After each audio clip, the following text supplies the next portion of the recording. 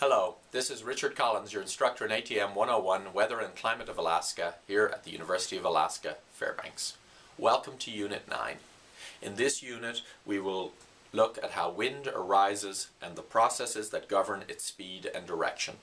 The investigation this week is a benchtop investigation where you study water vapor and humidity. Get ready to use your sling psychrometers.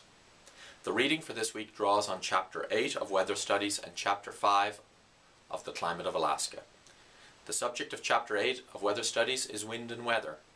The subject of Chapter 5 of the Climate of Alaska is pressure and wind in Alaska and how it varies by region and by season. The quick summary of how wind works is as follows.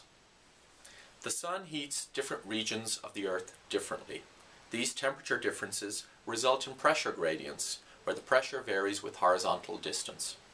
These pressure gradients drive the winds.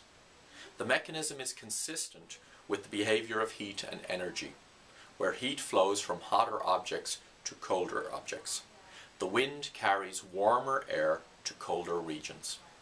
One last point. Pressure gradients in the vertical are balanced by gravity, and so in the vertical we have a 500 millibar change in the bottom 5 kilometers of the atmosphere, which is equivalent to a gradient of 100 millibars per kilometer. If such large gradients existed in the horizontal, our current hurricanes would look like gentle breezes compared to the superstorms that a gradient of 100 millibars per kilometer would create.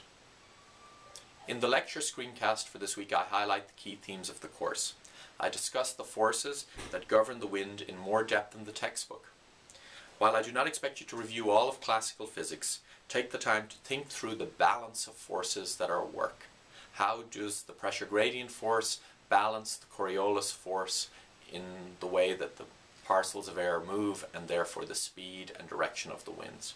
We're really wanting you to get an idea of how does the wind and how it blows vary with the pressure gradients and the lines, the isobars that you see on a surface weather map. The cartoons in the screencast will appear in the quizzes and in the exams, so make sure that you're comfortable with them, and if you have any questions, don't hesitate to contact me or the teaching assistants. You should watch the lecture before you jump into the reading. The screencast lecture also highlights the concepts that are important for the quiz and explores them more deeply than the textbook.